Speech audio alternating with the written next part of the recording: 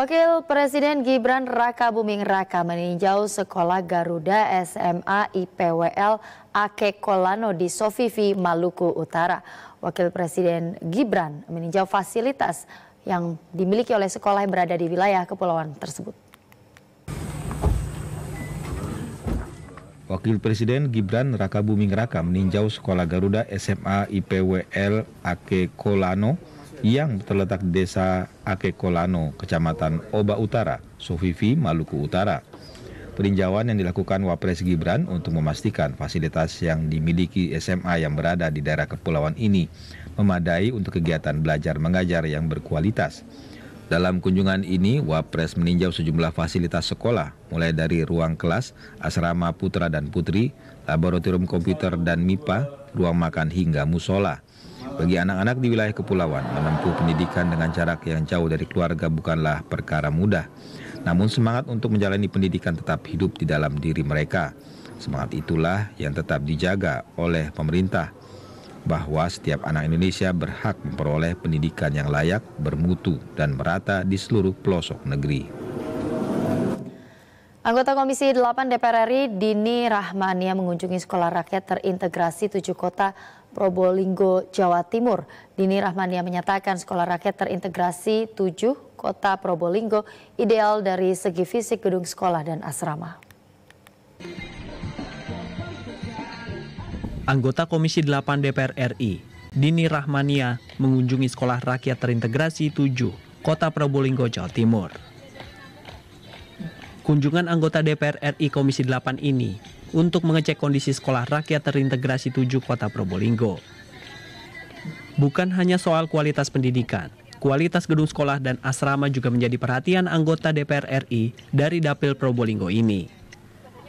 Dini Rahmania menyatakan sekolah terintegrasi 7 kota Probolinggo adalah sekolah rakyat yang ideal.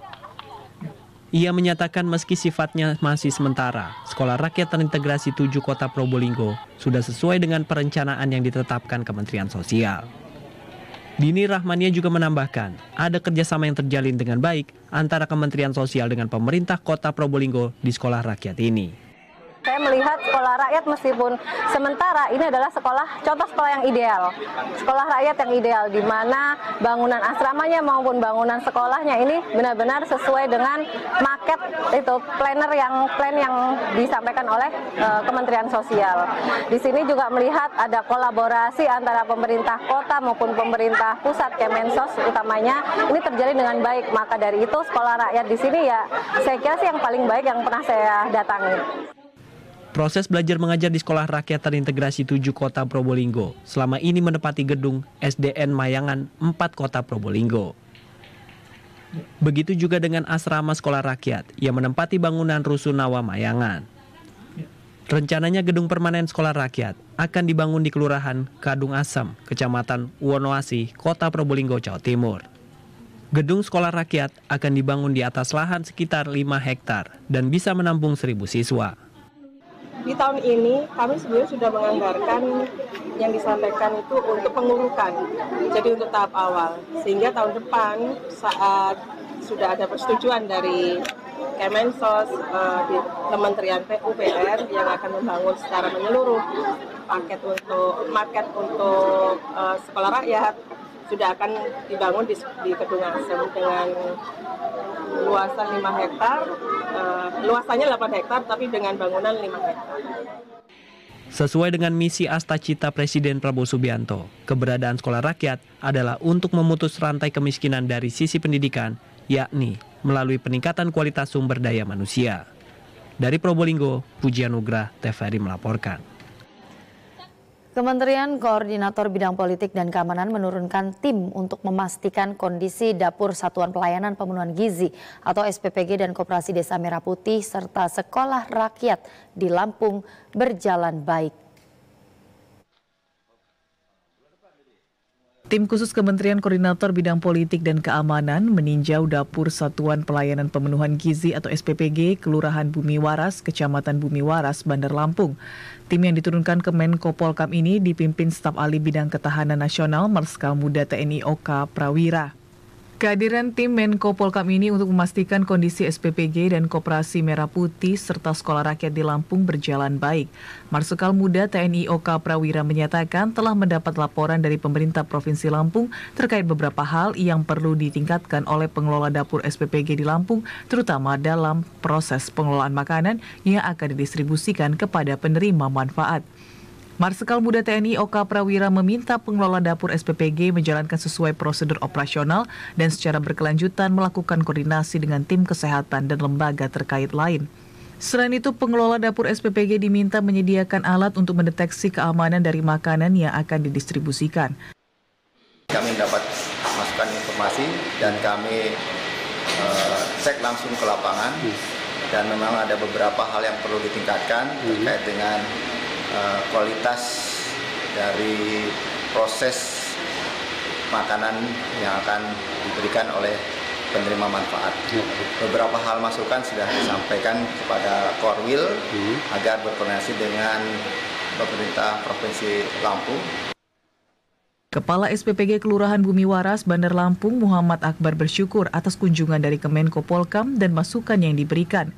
Kepala SPPG Kelurahan Bumi Waras menyatakan saat ini baru melayani 2 sekolah dan akan dikembangkan jika persyaratan lainnya telah terpenuhi.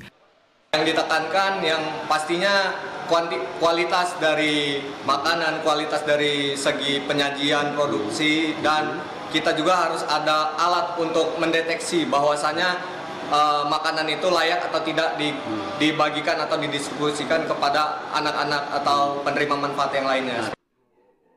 Juntardi, TVRI Lampung melaporkan.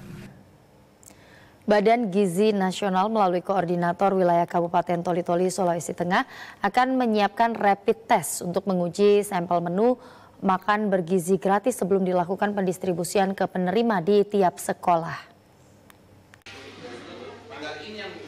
Program Makan Bergizi Gratis MBG merupakan inisiatif pemerintahan Prabowo Gibran untuk menyediakan makanan bergizi bagi anak-anak dan ibu hamil guna mengatasi stunting dan kekurangan gizi. Sejak program ini berjalan, terjadi beberapa insiden keracunan makanan di berbagai daerah yang menimpa ribuan penerima manfaat. Sebagai langkah evaluasi dan pencegahan, Badan Gizi Nasional melalui Koordinator Wilayah Kabupaten Toli-Toli mewajibkan penggunaan rapid test untuk makanan yang akan disajikan. Koordinator Badan Gizi Nasional Kabupaten Toli-Toli, Fauzi Darmawan, menjelaskan, nantinya 8 dapur Satuan Pelayanan Pemenuhan Gizi yang saat ini di bawah kewenangan dan pengawasannya akan melakukan rapid test bahan pangan sebagai bagian dari pengawasan mutu, kebersihan, dan keamanan makan bergizi gratis. Insya Allah akan diadakan rapid test di tiap-tiap dapur, sehingga nantinya selain kita uji organoleptik, untuk saat ini kita melaksanakan uji organoleptik di tiap-tiap dapur. Uji organoleptik itu sendiri berupa uji mulai dari rasa, penglihatan, bau, dan lain-lain, sehingga makanan yang terdistribusi ke anak-anak itu dapat dikatakan aman. Kemudian BGN juga dalam waktu dekat ini sudah merancang terkait rapid test. Insya Allah dalam waktu dekat ini akan diadakan rapid test di tiap-tiap dapur. Rapid test yang akan digunakan tersebut nantinya mampu menguji kandungan zat berbahaya seperti arsen, sianida, nitrit, dan formalin yang ada di setiap menu yang akan disajikan. Pengujian rapid test ini diharapkan dapat menjadi salah satu solusi untuk mencegah terulangnya kasus keracunan makanan, di samping perbaikan prosedur dan pelatihan bagi juru masak dan pengawasan ketat dari para ahli gizi yang ditempatkan di setiap dapur Satuan Pelayanan Pemenuhan Gizi. Dari Toli-Toli, Muhammad Sabran, kontributor TVRI Sulawesi Tengah melaporkan. Satuan Pelayanan Pemenuhan Gizi tengah merencanakan penambahan dapur umum untuk penyelenggaraan program makan bergizi gratis di Kota Cilegon, Banten. Nantinya akan ada penambahan 3 dapur yang tersebar di Kecamatan Grogol, Kecamatan Cibeber, dan Kecamatan Pulau Merak. Guna mendukung penyelenggaraan program makan bergizi gratis MBG di Kota Cilegon, Banten, Satuan Tugas Satuan Pelayanan Pemenuhan Gizi atau SPPG tengah merencanakan penambahan dapur umum. Sekretaris Satgas SPPG Kota Cilegon, Heni Anita Susila, mengatakan pihaknya telah melakukan koordinasi bersama sejumlah organisasi perangkat dinas terkait penambahan dapur SPPG di Kota Cilegon. Saat ini ada sebanyak 11 dapur MBG dan 2 dapur yang masih dipersiapkan. Sementara itu, untuk penambahan ditargetkan ada sebanyak 3 dapur yang tersebar di Kecamatan Grogol, Kecamatan Cibeber, dan Kecamatan Pulau Merak. Nantinya akan ada 16 dapur umum. Namun untuk di Kota Cilegon dibutuhkan sekitar 40 dapur Dengan total penerima manfaat sekitar 120.000 orang sesuai data dari Dinas Pendidikan dan Kebudayaan serta Kementerian Agama dan Pemerintah Provinsi Banten. Ke depan ini akan ada lagi 3 ya. Yang 2 sedang persiapan, yang 2 sedang persiapan, yang 3 sedang dipersiapkan juga, tapi memang belum baru mulai. Jadi nanti akan ada 13 tambah 3, 16 dapur. Kebutuhannya sendiri untuk Cilegon direncanakan adalah 40 dapur. Jadi penerima MBG-nya kurang lebih 120.000 ya. Selanjutnya kurang lebih ada sebanyak 30.500 sasaran penerima manfaat per dapurnya, sedangkan yang baru diverifikasi baru sekitar 30% data penerima manfaat program MBG. Dari Cilegon, Banten, Jaya Wirnata, TVRI Jakarta melaporkan.